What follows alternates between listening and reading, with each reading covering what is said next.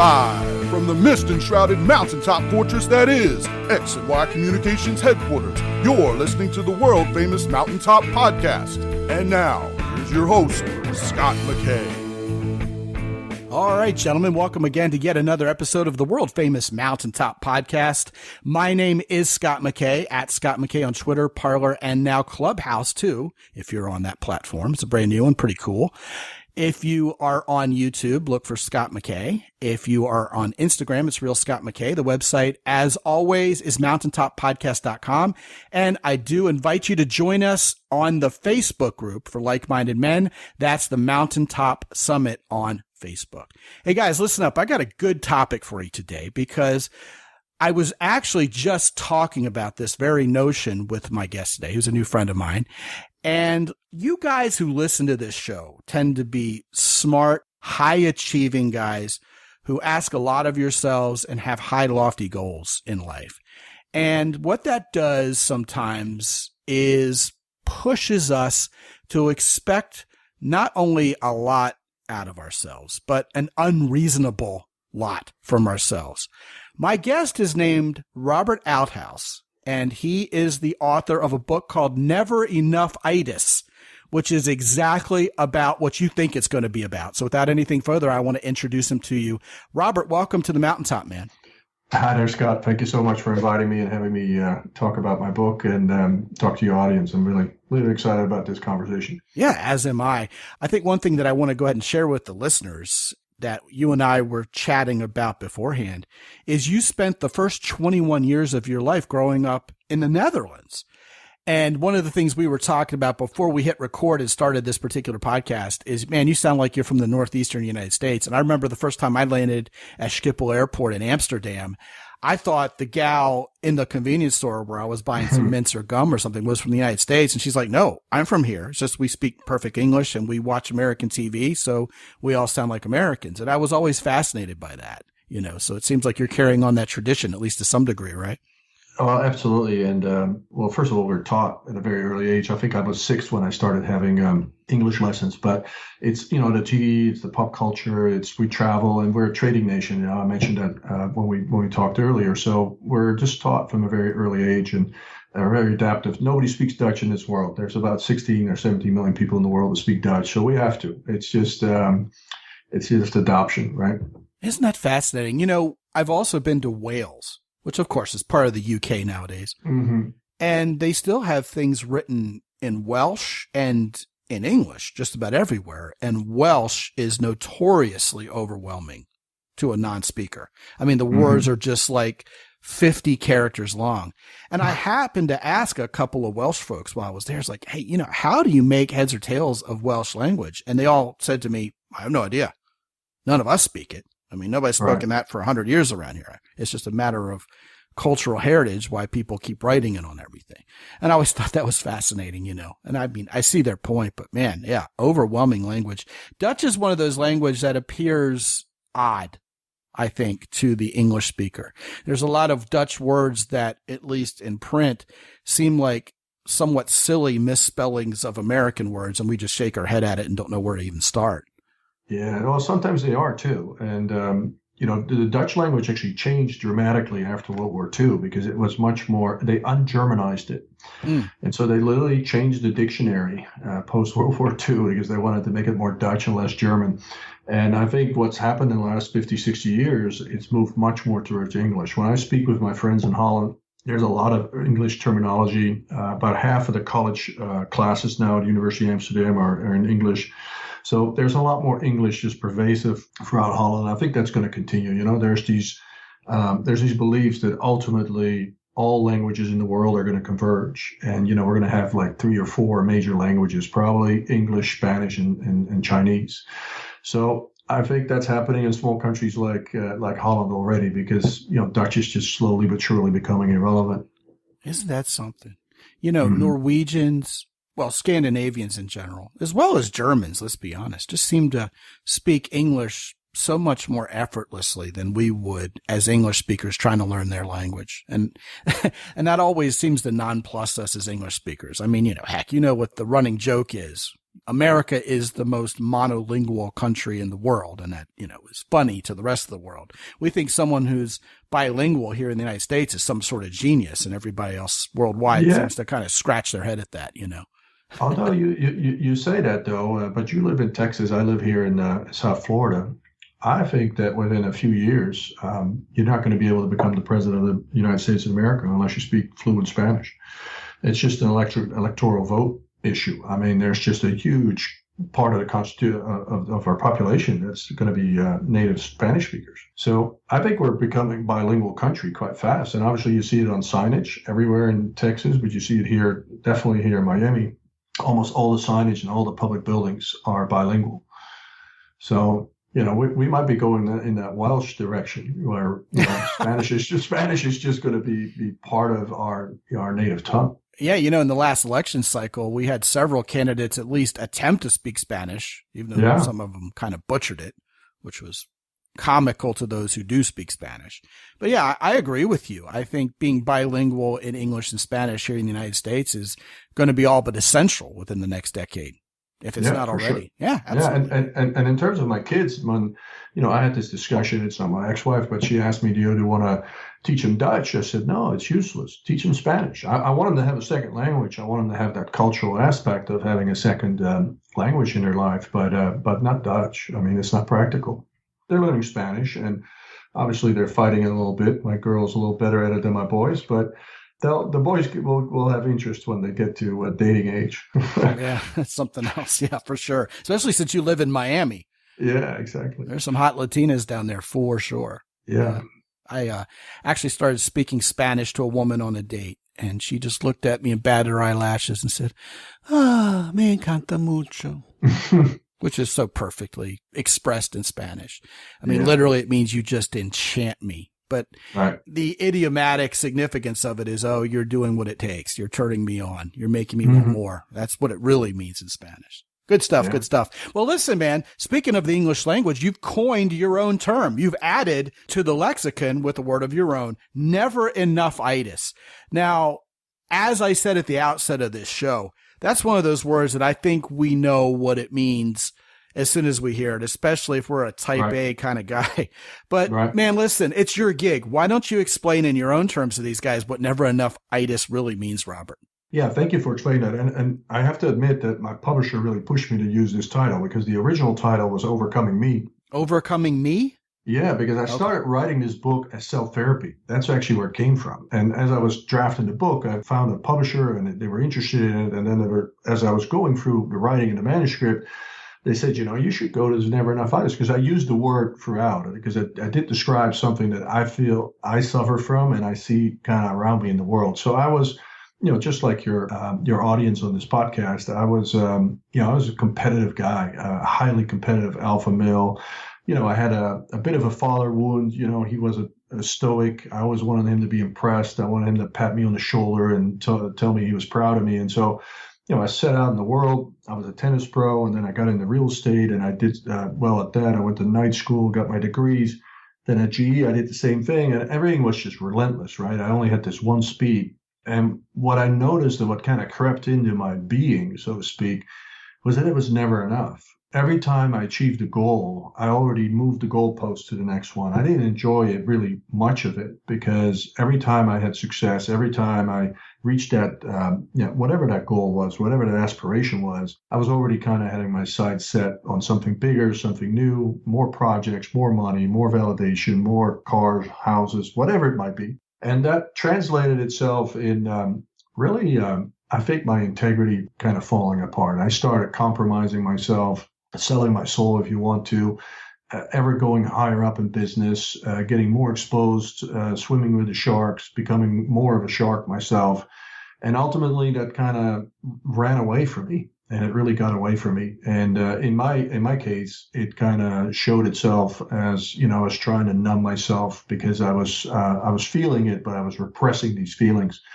And as you probably have covered many times in these podcasts, when men repress their feelings, it comes out as anger, it comes out as violence, it comes out in multiple ways. And I was hurting my environment around me, much more so than anything else. But I was hurting myself too. I was trying to numb myself with alcohol, with partying, chasing more women, frills, all kinds of stuff. And that became the Never Enough-itis, which eventually derailed.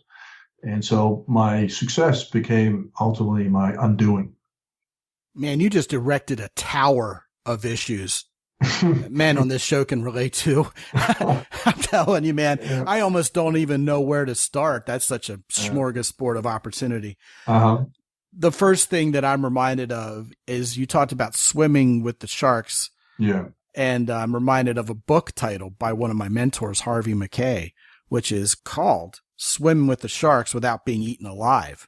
Right. And it's written in a way that will really charm guys who are like, hey, you know what? That really describes me. He's writing to businessmen, and businessmen probably, I don't know. I'm just thinking about this right now, but I would dare say compared to any other profession, except maybe professional sports or the like, your most driven guys are going to be business guys, businessmen. Mm-hmm. And I'm also reminded of a conversation that was had years ago with John D. Rockefeller, where the interviewer asked, how much money is going to be enough, John? And his answer was just a little bit more. Yeah. I actually went and researched that historical occurrence, knowing you were coming on. And at the time, Rockefeller's net worth was 1% of the entire U.S. economy. And you know what? Kind of as a follow-up to that, I was curious enough to go research where Bezos and Musk and those guys are right now. They're almost approaching that themselves. Mm-hmm. Isn't that crazy? In the year 2021. But be that as it may, we're talking about a man who at his time was as rich, relatively speaking, as Jeff Bezos is today. Right. And he still said, I need a little bit more money. And to me, that just makes that kind of guy the poster boy for Never Enough-itis. Right. Another thing you mentioned was going back to your childhood. What you wanted was the approval from your parents, specifically from your dad. And my father, seemed like no matter what you did, his answer to you was just a little bit more. And I think a whole lot of guys can relate to that. I mean, when there's never a victory, it pushes you to do more and more because you've learned to be harder on yourself because your parents were consistently harder on you, trying to get you to achieve. And, what gets parroted back to you is there's nothing wrong with that. That's the American dream, isn't it? You're supposed to do better, achieve more, and that's just the way we are around here. Well, unpack that a little bit for us. How is that kind of mindset impacting men in the here and now? Well, I agree with you that it can be a motivator. Clearly, it motivated me to do a whole bunch of stuff that maybe otherwise I wouldn't have been motivated to do. Where I think where it goes overboard, where you really start losing your perspective, is when it takes the joy out of your life, and it takes you the joy out of the small victories and the small little things. And I didn't stop to smell the roses for any of it. Nothing was really pleasurable. It was maybe at best a small, short little dopamine hit. You know how you have these tests with Rett and they go to a little sugar rush and they get happy for a little bit. But that's not a really productive way of living. That's not how you create the most beautiful situations in your life. That's not how you create depth in your relationships, in your friendships, and things like that. Because to me, I was always too busy just going to the next thing and achieving the next thing. So I think we have this balancing act. Now, I do believe that, this innate drive and this being fueled can come from the inside. We don't need to be tickled by these kind of lower frequency emotions like, I want my father to pat me on the back, or I want him to see me, or I want to be recognized. I think it can come from internal motivation when we're in alignment with what we want to accomplish in life and want to achieve. And I believe every man has a vision for what he wants to achieve. And as long as he's in alignment with that vision, you can still have that drive. You don't need to be motivated in this more negative way that I was. Yeah, we're not looking for the pendulum to swing all the way in the other direction here, and you become a deadbeat who sits around and watches Jerry Springer with Cheeto fingers all day, right? No, that's definitely not. There is definitely a balance. I think that's a solid take because nowadays it seems like you have a lot of people who are slacking. Hey, when's the government going to send me another stimulus check? Because I'm running out of cash here. Come on, make with it. Let the rich companies out there and the 1%ers like the aforementioned Musks and Bezoses of the world fork over some of their cash and give it to me for free. And you still have people out there who are like, no, I want to leave a legacy. I have one life. I want to live it. I want to make it count. And the key component that you mentioned, I think, is just so well stated. And yet it's a simple concept, isn't it? Are we having fun here? Are we having fun yet? Have we stopped having fun? Is this a grind? Is this not fulfilling to me at all? Is it feeling like something I have to do instead of something I want to do? And one of the things you and I both have in common is we both got our dream job in the corporate world and woke up very shortly thereafter one day and said, I'm not sure this is what I really wanted. I'm not sure this is fulfilling me. I think there's something else that isn't necessarily striving to be bigger, faster, richer, more, that would not only make me happier in the moment, whatever that means, right? But also feel more like my purpose in life, a more valid, meaningful purpose that would leave the world a better place, right? So that's been your experience also, hasn't it? It has. And I think the other thing is that we can focus on the process versus the outcome. And what I mean by that is when our whole life is based on just goals, every time we reach that goal, it's going to be a very short, satisfactory period. But when we show up and we say, okay, I want to be the best man I can be, we can measure that every day. Every day, at the end of the day, we can look ourselves in the mirror. And did I show up today? Did I do the things I said I was going to do? Did I, commit myself to my health, to my relationships, to my work? Did I show up, basically? And throughout the process, and when we're doing that, then the process becomes the journey. And I think that's really where the gold is, because ultimately, life is just a string of moments. We don't swing from goal to goal in life. I mean, we go every day. We wake up in the morning, and what's going to motivate me? And this is something that for me, coming off this Never Enough-itis, I was so disappointed in myself as a man that I had this goal for the longest time. I wanted to be able to look myself in the mirror at night, and I wanted to say, like, you showed up, and you showed up with character and integrity, and you did the right thing, and you didn't, I don't want to say cheat on your wife or whatever, but you didn't stray, right? You stayed to your core, you stayed to your mission, and that to me was so rewarding that's still today a big practice that I do. Is like at the end of the day, I take stock. I said, did I show up? Did I show up better than I did yesterday? Because that's progress already, right? And we can move 1% every year. We're moving the needle tremendously. I think unless a man has a problem mentally in the form of being sociopathic or clinically narcissistic or something that would warrant the mental health profession, all of us want to be men of character. We want to do the right thing. And when we're out of integrity with ourselves, we feel broken. We feel out of balance, like you said. And we feel like we want to get it fixed. And yet sometimes that lure to bend the rules a little bit and maybe fudge on some things today, that siren call seems like it's too strong to overcome in the moment. And that's where Jocko Willink and some other guys talk about discipline versus simply motivation. And I get what they're talking about. But that look into the mirror at the end of the day, asking oneself, was I the best man I could be today? To me, that sounds so much more doable, so much more practical, and indeed a lot less intimidating than what we've heard in years past, which is a much more grandiose global outlook to the effect of, okay, on your deathbed, in your final moments of your entire freaking life, will you be able to say, yeah, I did well, or will you be dissatisfied? And to me, that's always sounded like a somewhat manipulative thing to say, especially to a bunch of men.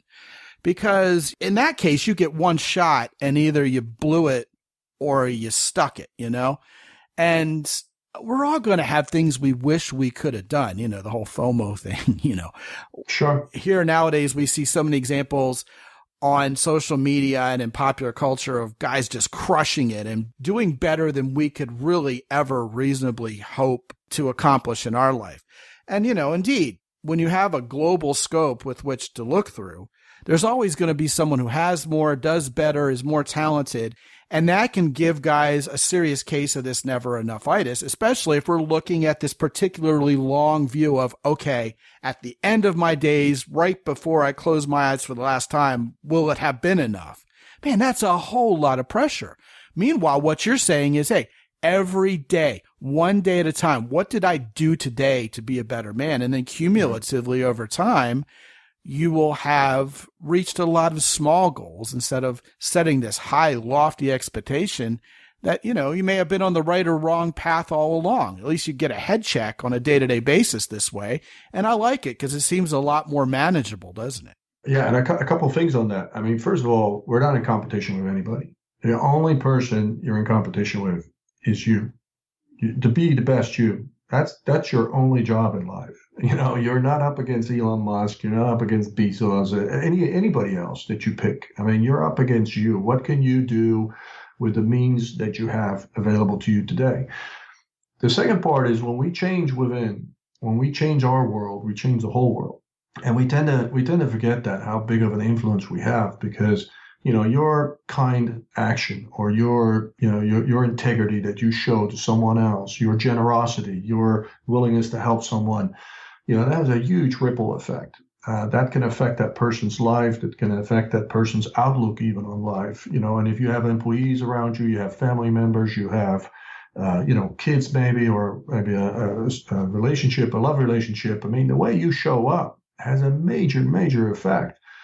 And so all you have to worry about is that you can control, and that's you can control. Now, the third part of all this is that the man that has few wants is always rich.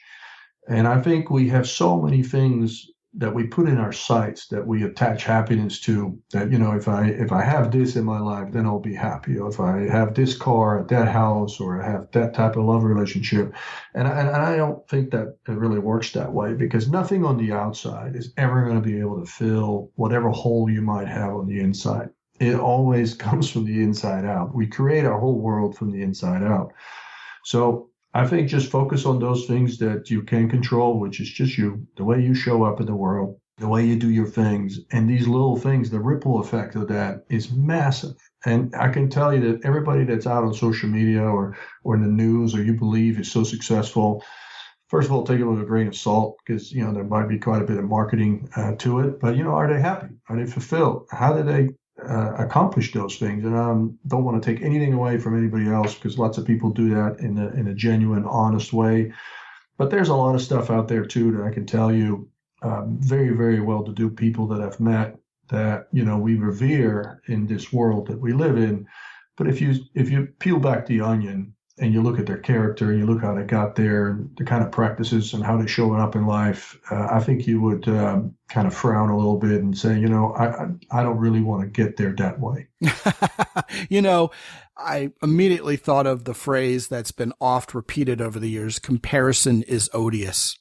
Mm-hmm. And in the world of social media, really, we're seeing everybody's highlight reel. And when I say everybody, I mean literally everybody. Of course. So it's really easy to look at our own little world and go, man, I'm failing. I'm not doing enough. I'm not enough personally, because look at everybody else out there, man, they're crushing it. And I'm reminded of the times that I've seen on social media where someone's crushing it and they're doing great, and then you don't hear from them for a while. 6 months later, they're back to doing their online marketing shtick or whatever, and they're like, yeah, you know what? I was homeless, and I was destitute, and I was on drugs and drinking my way to an early grave, but here's how I had my breakthrough and I overcame it. I'm like, oh, good grief. This guy was crushing it a year ago, then, hit rock bottom. And now here he is back again talking about how he's overcome everything and life is great. No one ever talks while they're at rock bottom. They just kind of shield the rest of the world from that.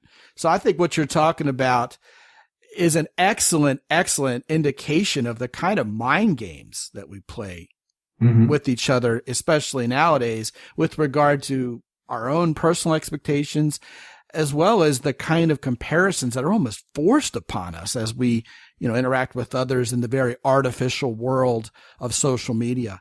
And I'll tell you something, Robert, you also talked about how a man with few wants is always wealthy. I'd love to get your comments on this, because I know it's a fact, especially here in North American upper middle class culture in particular. it seems like we're driven to go for things we don't even really necessarily want. Right. So some of the things we're trying to pack our self-esteem or assuage ourselves with or somehow make ourselves happier with are already barking up the wrong tree to begin with. I remember I used to live in one of those neighborhoods that was populated by precisely that window of culture where people are constantly trying to outdo each other. They're not people who are wealthy, so they no longer feel like they have to impress everybody. They're making what's called really good money in the world of Robert Kiyosaki, right? Right. They're not wealthy. They're living paycheck to paycheck in many ways, but they're outspending their income and leveraged to the hilt with credit because they feel like they're in a position to theoretically make everybody else believe they're wealthy. I think I've explained it. Yeah. I remember specifically one of my neighbors was driving a 3 Series BMW. And a guy who literally lived right next door to him, his next door neighbor, went out one day and bought a 5 Series BMW. Mm-hmm. Within 2 weeks, the first guy had a 7 Series BMW parked in his driveway, which he had traded the 3 Series on. And I remember shaking my head going, is this even a world I want to be a part of?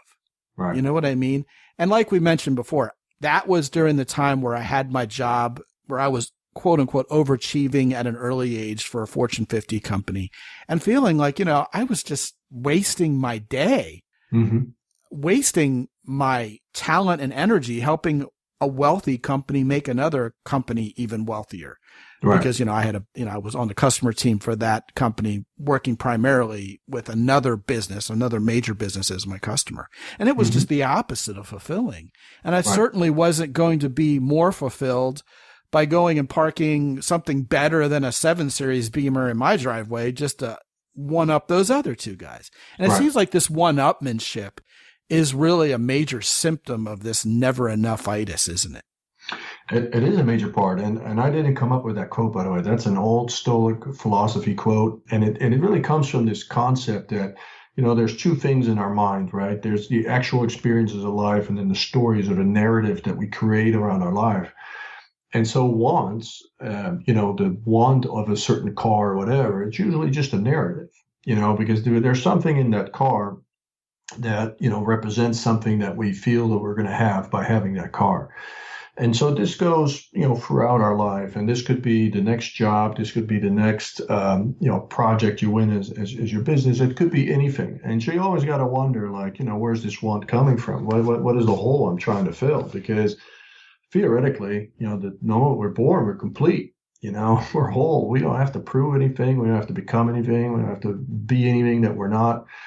So all of life becomes much more play and becomes much more an adventure when we kind of let go of these wants. And that's really what this quote is alluding to, that, we can drive ourselves crazy that, if we can only be happy once we have something that's just out of reach, then we're always just not happy, right? And we're not enjoying what we have right now. We're not grateful for what we have right now, which on another level, actually, without having that gratefulness, without having that frequency of abundance, you're actually not going to attract it into your life. You're always going to be on this carousel chasing it, but it's always going to be elusive. I think it all comes down to what we commonly refer to as identity around here. I mean, if we know who we are as individual men, if we know what movements or what faith or what purpose we want to be part of as something larger, which we all have a yearning for within our hearts. And we know what we're capable of. We have the self-awareness, as another recent guest talked about, to realize what our strengths are and what we're not so good at and what we're about and what we're not about. Then really we're in a much better position to build self-esteem, self-worth, have a sober image of self overall, than if we're constantly on this hamster wheel trying to chase something else that feels like an accomplishment or an acquisition or something we're conquering, trying to feel better. Because unless it comes from within and it's authentic and it's genuine and it lines up with our values, it's always going to be empty, right? Yeah, absolutely. What I also want to say is, like, it's good to have goals. It's good to have a very clear spiritual vision for your life and what you want to accomplish and where you want to, how you want to get there. But I think it's most important, like, how do I want to show up? What are the qualities that I want to embody? What kind of man do I want to be? Because, just in general, that's what's going to make you feel whole and fulfilled when you can look yourself in the mirror. But also, this is what other people are responding to. Are you the kind of person that people want to be with, that they want to do business with, that, women might want to associate with? That all comes from presence, from substance. That has nothing to do with the car you drive or the house you have, or even to some extent the clothes you wear. I mean, obviously it makes a difference how you present yourself, but generally speaking, we're energetic beings, and people respond to your energy. And if you can work on those things that are your energy, and there are things like integrity and the way you show up and the way you view life and the compassion you have for other people, that is going to resonate with other people, and you're going to have tremendous success, whether it is business or love or friendships or any other area of life, because people are going to want to be around you. They want to do stuff with you. They want to do business with you. So focus on those things, and the never enough-itis will slowly kind of whittle away. You won't need it because you'll feel good. I think a fitting coda to this conversation would be to offer some mention to how this hamster wheel of never enough-itis actually objectively affects our relationships with women, and indeed our potential relationships with women. And guys, here's my take on that. If nothing is ever enough for you, it's going to be damn skippy hard to make a woman feel safe and comfortable in your presence, let alone in a relationship with you. Because if nothing is ever enough for you, she's never going to feel like she's enough for you. She's always going to be looking over her shoulder, expecting you to dump her for the next prettier woman or sexier woman or younger woman, even if that's not your intention. So you have to have grappled with this idea of never enough-itis within your own mind, within your own psyche, within your own self, within your own identity as a man, and realized, hey, here's my purpose. Here's what I'm about. Know who you are and who you really want as a partner. And once you find that woman, she has got to feel like she's enough. And here's a little life secret, gentlemen. She's never going to feel like she's enough until you feel like you're enough. That's leadership. That's masculinity. His name is Robert Althuis. The topic of this show has been Never Enough-itis, and coincidentally enough, Robert also has a book with the very same title. And I want to direct you to it right now by going to www.mountaintoppodcast.com/never, Never. I'm not going to expect you to spell Robert's last name, and we've had several Roberts on this show already, so let's just make it /never. And when you go to mountaintoppodcast.com/never and get a copy of Robert's book, you're not only going to be equipped for battle against this insidious mindset that creeps into a lot of our lives, you get a lot of other bonuses on how to be a better man in general.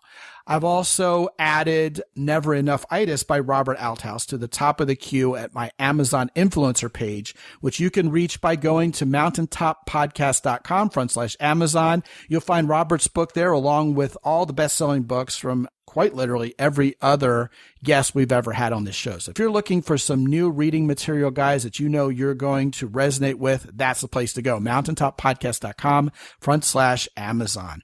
Robert Althuis, what a great conversation. What a timely conversation, especially in the difficult times we have now. A lot of guys are pushing themselves harder because they're feeling like they're not doing enough because of what's going on around us societally. So, man, I really appreciate you coming on the show today, being so vulnerable and talking truth to these guys about something that really indeed affects a lot of us. Thank you. No, thank you, Scott. I really appreciate it. I tremendously enjoyed it. So it was good. Yeah, it's a good conversation, man. And guys, if you have not been to mountaintoppodcast.com at all lately, definitely go there and schedule your time with me. 25 minutes. It's all yours. It's all free. There's no pressure. I'm exactly who you think I'm going to be. I want to hear from you. It helps me get my finger on the pulse of what's going on with you guys in your lives, especially nowadays. And if there's a way to help you get the right woman into your life, help you get the kind of lifestyle you want, help accomplish your dreams, get your identity in order, have greater adventures, whatever's on your mind, we'll find a plan of action whereby we can accomplish that for you. whether that means getting you in on the right downloadable program or getting into a coaching program like 10 Plus, who knows? But the first step is always to schedule 25 minutes with me for free at mountaintoppodcast.com. I also invite you to visit our friends over at both Hero Soap and Origin in Maine. Man, that's what this show is all about, is being a man. And our two supporters of this show absolutely represent that. Origin in Maine, if you're a Brazilian jiu-jitsu practitioner, they got the coolest training equipment and gis there for you. I don't mention that enough here on this show. Hero Soap will make you smell like a man. And I'll tell you something, if you haven't gotten some of their body wash yet, this is not anything like Axe body wash. I have actually spoken to Lucas Rulli over there about how he should brand this body wash as shower together. Because if you ever take a shower with a woman, you are going to thank me profusely that I recommended Hero Soap Body Wash to you. I don't know if I really should say more about that, but let me just say the consistency of this stuff is perfect for such intimate gatherings. How's that? Fair enough? All of that is there for you, be it from Hero Soap or from Origin in Maine. When you go to mountaintoppodcast.com, you'll find the banners to click on to visit both of those sponsors and support them. And when you do, be sure to use the coupon code MOUNTAIN10 to get an additional 10% off. And until I talk to you again real soon, this is Scott McKay from X&Y Communications in San Antonio, Texas. Be good out there.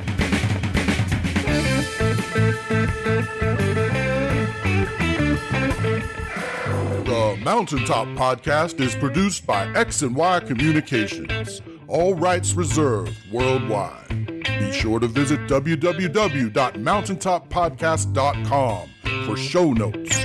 And while you're there, sign up for the free X&Y Communications newsletter for men. This is Ed Roy Odom speaking for the Mountaintop Podcast.